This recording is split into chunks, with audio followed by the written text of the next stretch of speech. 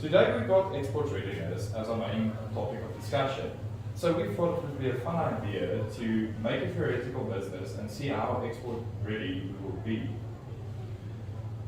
I'm going to give you guys the opportunity now to pick the type of industry and business you want to create. So it has to be our favorite thing in the world, beer.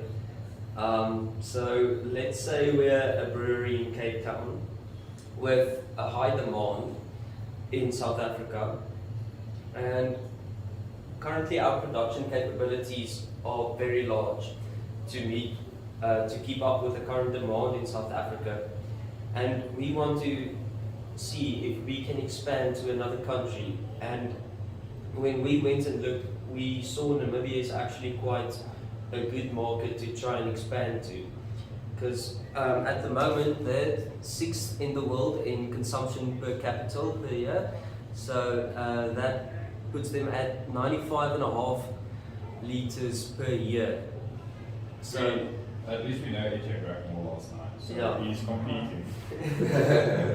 So, and then what did you say was the growth? So the South African exporting market, or the South African exporting industry for beer grew with 5%, but the worldwide exporting industry of beer grew with 2%. So South Africa's industry for exporting beer grew exponentially more than the world. Therefore, it's a good market or good industry to expand into. I also know that tariffs is like 0%. Yeah, there's no tariffs due to our trade agreements with Namibia, like the SADC and trade agreements like that. Okay.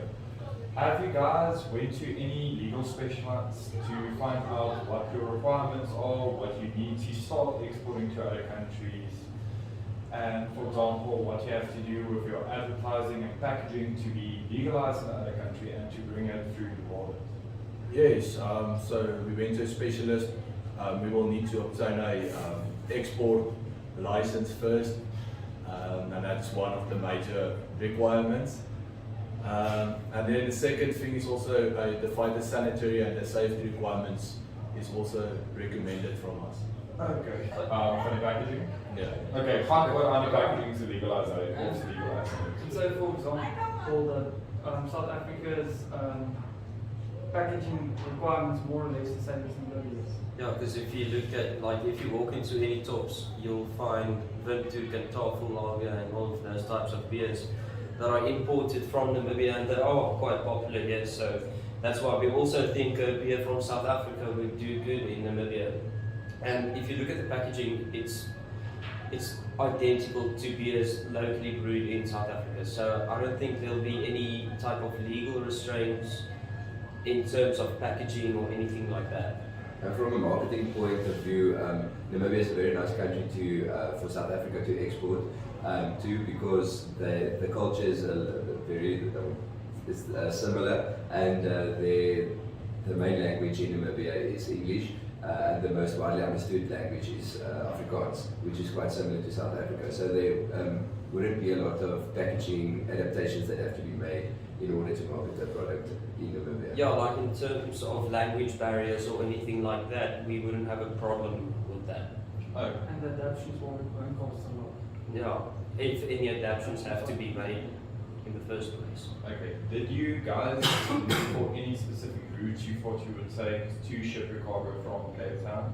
Yeah, well, sea shipment is quite expensive, we saw. Yeah, airplanes, yeah, it's next level. And then, well, we looked and, Sure. yeah, so we took road transportation. If you drive a truckload of beer, that's about 34 tons. Yeah, that'll cost you 70,000 Rand from Cape Town to Windhoek, where then you'll have to sell it to, well, obviously in the first place you'll have to have a buyer in Namibia, and then you sell it to him, you take the product to him, he takes care of the rest, he puts everything into his warehouse, he distributes it, you get your money, and he makes the rest of from his own shipments to local suppliers. Okay, so you guys are just like one main Yeah, but like, area? working with the middleman in Namibia would be much easier just to see how the product will do there.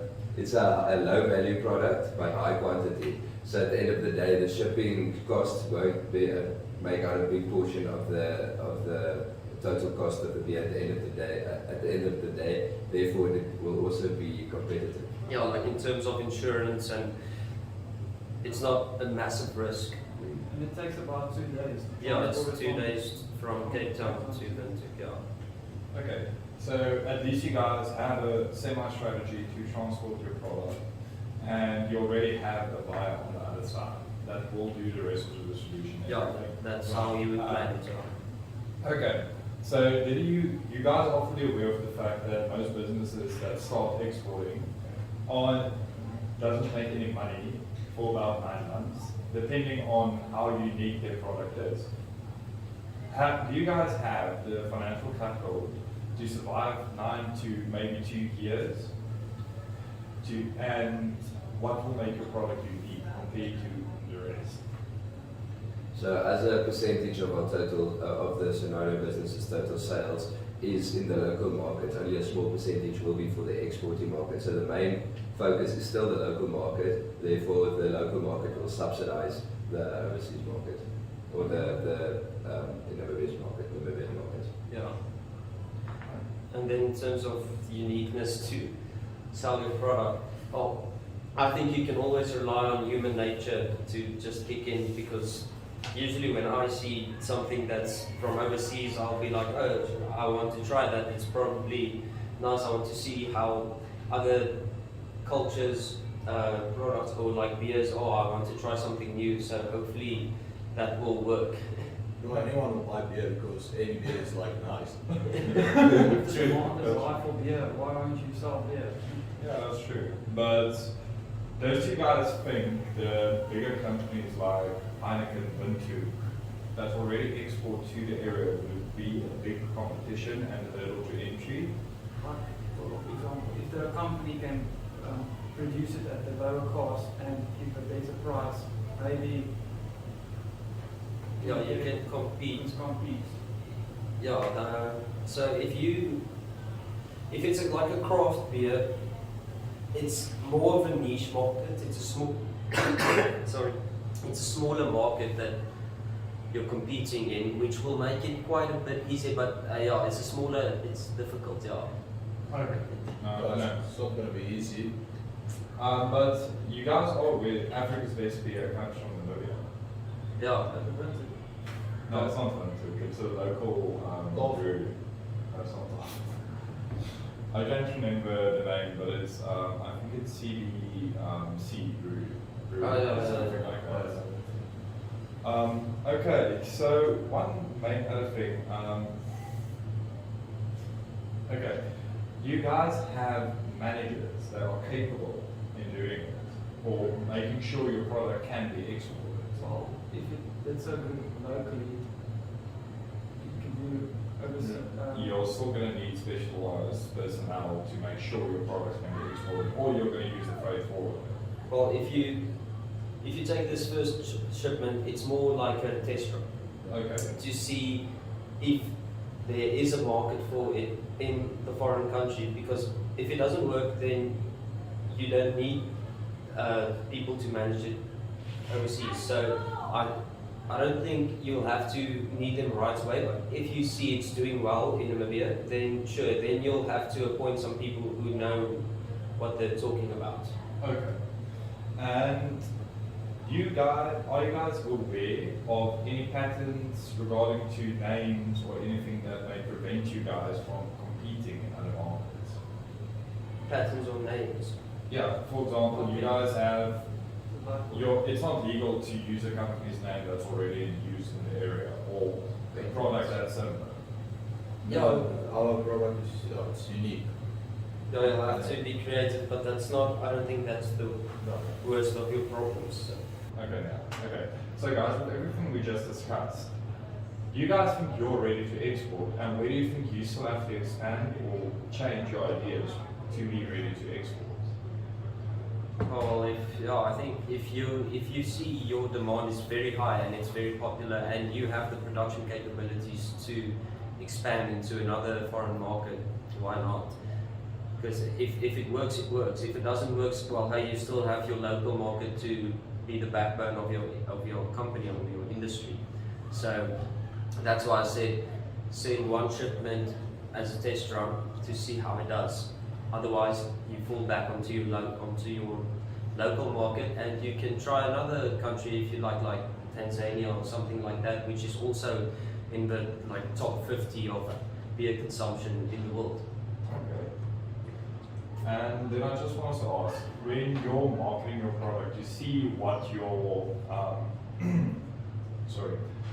if there's any demand for your product, would you guys go out to more local businesses, go on site, see, ask people around, give questionnaires and things, to find out if there is interest in your product before you do your first shipment, or would you just do your first shipment and see what it is? It might be a good idea just to send some samples over. Yeah, For local brewers. or you and stuff can like that. analyze competitors shipping towards Namibia and see how they're doing, to just have some analytics that you can look at to see how a South African beer might do in a foreign country. So you have an idea of how you will do if you go there. Okay. You can go check on their supply chain and try and improve your supply chain to, for example, To be most cost effective. Or you guys can go into a trade agreement with another company to make sure you can maybe ship your products here to say do a reduction in cost as well. Because not every truck is fully loaded. Yeah, exactly. So hopefully if you get a an agreement with a bigger business that's already shipping to Namibia, if you can make an agreement with them to send some samples, then why not? Okay. Anything anyone else wants to say? Let's go get a beer.